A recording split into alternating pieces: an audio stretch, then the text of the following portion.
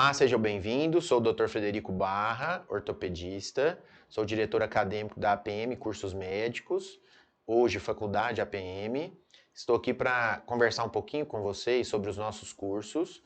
Nós temos um podcast que se chama APM Pod, temos as nossas mídias sociais, o nosso site e através deles chegam questões. E uma das questões que está chegando, que vocês mandaram, é sobre os nossos cursos. E um dos cursos mais procurados e que chega bastante indagação sobre como é o curso é o nosso curso de medicina canabinoide. Então, nós temos que a medicina canabinoide está crescendo muito, né? A utilização da cannabis sativa como medicamento em várias áreas da medicina. Então, ela está crescendo muito, essa utilização. E eu vou explicar por que e como é o nosso curso, tá? Para que vocês entendam adequadamente. Mas estou sempre à disposição para responder as perguntas e os nossos colaboradores da PM também. Qualquer dúvida, vocês podem entrar em contato com a gente, tá? Muito bem. A cannabis, ela já é utilizada como medicamento há mais de 10 mil anos. Então, existem vários relatos mostrando a utilização da cannabis em vários momentos da vida do ser humano. Na forma escrita e documental, ela já é utilizada assim há 5 mil anos na medicina chinesa e na medicina indiana, que é a medicina ayurvédica. Então, as indicações de 5 mil anos atrás são muito semelhantes às de hoje. Então, epilepsia, dor crônica, fadiga, insônia. Então, nós temos uma similitude de indicações de 5 mil anos atrás e as que estão sendo observadas hoje à luz da ciência atual. Muito bem. E o extrato de cannabis, né, a planta, sempre foi utilizada. Então se pegava lá a planta, fazia um extrato, né, as farmácias de antigamente chamavam boticário, né? Então o farmacêutico, o boticário, pegava lá a planta, fazia um extrato e vendia para o tratamento de várias doenças, como a gente tem comentado. Servia inclusive na desintoxicação do álcool e dos opioides, do ópio. Então ela já foi muito utilizada para isso. Muito bem. Só que com a Primeira e Segunda Guerra Mundial, no século XX, houve um contato da cannabis com a população ocidental. Então a gente tem que essa planta, originária ali muito dos Montes Altais, ali da Mongólia, China, Rússia, Paquistão, Índia, então essa região ali, né, que é a região dos Montes Altais, inclusive os Montes Altais é uma região culturalmente importante para os mongóis, né, e o Império Mongol, com Gengis Khan e seus descendentes, foi um dos impérios maiores do mundo até hoje, né, em extensão, se não maior. Essa cannabis como medicamento ficou mais difundida então nessa região da Ásia Menor, Ásia Maior, então Oceania. Ela não chegou às Américas e nem à Europa de uma forma bem sustentada. O Napoleão, quando dominou o Egito e se tornou imperador do Egito, ele levou para a Europa a planta. Então, os seus médicos, né, começaram a estudar essa utilização das plantas, da cannabis, lá no Egito. E levou para o Egito. Mas aí estava muito envolvido ali na guerra contra, né, a Rússia, a Áustria e a Inglaterra, e acabou perdendo, então, a guerra, e aí o Império Inglês é que passou a dominar. E os ingleses dominaram, então, o Egito, a Ásia Menor e a Índia. E os ingleses, então, começaram a estudar isso. E o primeiro relato de um médico inglês, o Dr. O'Shaughnessy, em 1850, aproximadamente, sobre a utilização da cannabis medicinal. E ele levou isso para a Inglaterra, mas a questão é que nessa época, vocês estão vendo que tem menos de 200 anos, não se sabia o que tinha na planta, quais eram os seus componentes, qual a concentração ideal de cada componente. Então se pegava a planta, se fazia um extrato e se dava como medicamento. Então a concentração de THC, de CBD, né, o CBD é o cannabidiol, então a concentração desses canabinoides é extremamente importante e a gente começa a entender um pouco mais. Então, nessa época de 1850 até 1950, a cannabis foi usada como medicamento. Era vendida nas farmácias como um extrato de cannabis, tá? Igual se vendia o extrato do ópio também. Até surgir no século XX a indústria então química, que começou a industrializar os medicamentos. Então o ópio, né, virou a morfina, as cascas das plantas anti-inflamatórias viraram os anti-inflamatórios não esteroidais. Então a indústria começou a extrair da natureza princípios, moléculas, que fossem as moléculas ativas, e explicando então seu mecanismo de ação. E a cannabis, como tinha a questão do THC, que é a parte que leva a efeitos psicoativos do indivíduo, então a cannabis foi considerada uma droga, um entorpecente, porque tirava a razão do indivíduo. Então os jovens que foram para a guerra, né, foram guerras mundiais, guerras travadas no Japão, na China, e vários adolescentes foram para a guerra, né, pessoas de 17, 18, 19, 20 anos. Então jovens tiveram contato com essa planta e quando voltaram, voltaram utilizando a planta. E aí a comunidade europeia e americana percebeu essas alterações, o risco de dependência do THC, as alterações cognitivas relacionadas ao THC, e nessa época de 100 anos atrás, como a sociedade ainda era muito conservadora, se optou por proibir, então, o uso da cannabis como medicamento. Então ela foi considerada uma droga e ficou esquecida durante algum tempo. Em Israel, a partir dos anos 60, 70, o Dr. Meuchlin, que é um químico, começou com a sua equipe na Universidade de Israel a estudar o que tinha na planta.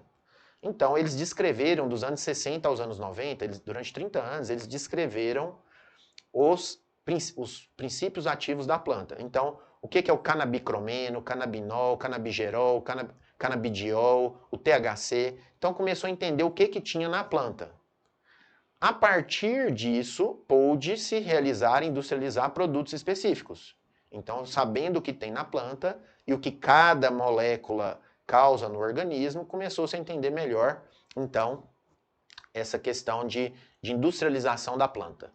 Mas não obstante a isso, o que aconteceu? Nos anos 90, a mesma equipe do Dr. Meuchlin e colaboradores descobriu que nós temos no nosso corpo um sistema de produção de cannabis endógena, que é o sistema endocannabinoide. Então nós, seres humanos, produzimos todo dia cannabis no nosso corpo. Se eu não produzir substâncias semelhantes a cannabis, que são os endocannabinoides, eu entro em depressão e morro. Então eu tenho que produzir. Então eles descobriram em 92 a anandamida. Ela recebeu esse nome porque a anandamida significa em sânscrito substância que dá prazer. Então ela se assemelha ao THC e que nós produzimos. Quando você come um chocolate, por que chocolate é gostoso e dá prazer? Porque ele aumenta a produção de anandamida. Então, ômega 3 aumenta a produção de endocannabinoides, o palmito aumenta a produção de endocannabinoides. Então, os alimentos, né, alguns alimentos aumentam isso. A cerveja aumenta a produção de endocannabinoides. Então, nós temos um sistema endocannabinoide que é essencial no funcionamento do nosso corpo. Isso deveria ser estudado profundamente na fisiologia. Quando a gente faz a faculdade de medicina, que você estuda lá no segundo ano, a fisiologia, no Guyton, né, no livro do Guyton, que é o mais famoso, mas pode ser qualquer livro de fisiologia, não está falando sobre o sistema endocannabinoide. Até hoje, os livros de hoje não trazem isso, que é um erro. Então, nós temos um sistema canabinoide que funciona como um sistema de autorregulação, de homeostasia, é um sistema de biofeedback, de resposta e contra-resposta, de informação e contra-informação. Então, nós precisamos que esse sistema esteja funcionando. Temos outro endocannabinoide, temos vários, né? Eu falei da anandamida, mas tem o 2-AG, que é o 2-aracnodoilglicerol, temos o PEA, que é o palmitoil-etanolamida. Então, temos vários endocannabinoides produzidos e todos eles são importantes. E para vocês terem uma ideia, é uma ciência muito nova, né? Você vê, temos aí em torno de 50 anos, 60 anos que se descobriu o que tem na planta e temos em torno de 30 anos que se descobriu o sistema endocannabinoide. Então é algo muito novo, é uma ciência muito nova, que está em construção.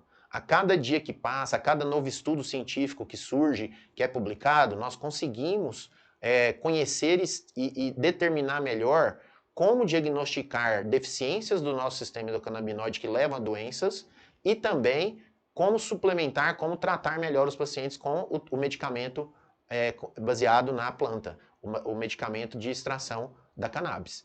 Então, você que é médico, você que é estudante de medicina, é extremamente importante você aprender sobre a medicina canabinoide, sobre o tratamento com a cannabis medicinal, tá? E por isso, então, a APM trouxe de forma bem atual, temos um curso online de 3 meses apenas, são apenas 3 finais de semana, então sábado e domingo, é um curso de 60 horas, é um curso de aperfeiçoamento em medicina canabinoide, onde no primeiro módulo eu sou um dos coordenadores desse curso, junto com o Dr. Hélio Mororó, que é de Pernambuco, que também é um grande estudioso brasileiro da medicina canabinoide. Então, nós coordenamos esse curso e damos as aulas. Então, no primeiro módulo, nós temos a história, que eu expliquei para vocês aqui rapidamente, né? Lógico que ela vai ser muito mais aprofundada. Temos o estudo do sistema endocannabinoide e essas implicações que levam à prescrição da cannabis como medicamento, certo? Das indicações. Então não é só para dor, né? O segundo módulo, que é voltado para dor, ele é dado por mim. Então, é o perfil de paciente que eu trato no meu consultório, né, que eu acabo atendendo. Então, eu falo para vocês sobre o uso da cannabis no tratamento da dor crônica. Né? Mas o Dr. Hélio, por exemplo, no terceiro módulo, vai falar sobre epilepsia em crianças, autismo, demência. Então, ele vai explicar a utilização da cannabis em outras doenças para vocês, tá bom? Então, é um curso de apenas 3 meses, é um curso bem rápido, são 3 finais de semana, uma vez por mês. Então, sábado e domingo. Esse curso é online, então você pode fazer de qualquer lugar do Brasil, você pode fazer o nosso curso online, tá? E temos a parte prática, que é comigo, no meu consultório, então você pode vir ver os pacientes que nós tratamos com a cannabis medicinal para o tratamento da dor crônica, por exemplo, fibromialgia, polineuropatia periférica, alterações do sistema nervoso central, como pós-AVC, lesado medular, pacientes com dor oncológica, então, a dor crônica, né, pacientes que foram operados da coluna, do quadril, do joelho, fizeram prótese, artrodese, parafuso e continuam com dor. Então, você pode vir e ver como é que a gente trata esses pacientes com a cannabis medicinal, tá? Então, nós vamos ensinar você sobre o que é o sistema endocannabinoide, o que é a planta cannabis, quais as indicações, as contraindicações, existem várias interações, tá? Quais são as interações, quais são os cuidados que você tem que ter para prescrever, como prescrever, né? Existem várias formulações no mercado, a Anvisa já liberou medicamentos na farmácia, então você consegue, através da receita azul ou da receita amarela, prescrever esse medicamento e o paciente ia comprar na farmácia, não precisa mais importar, tá?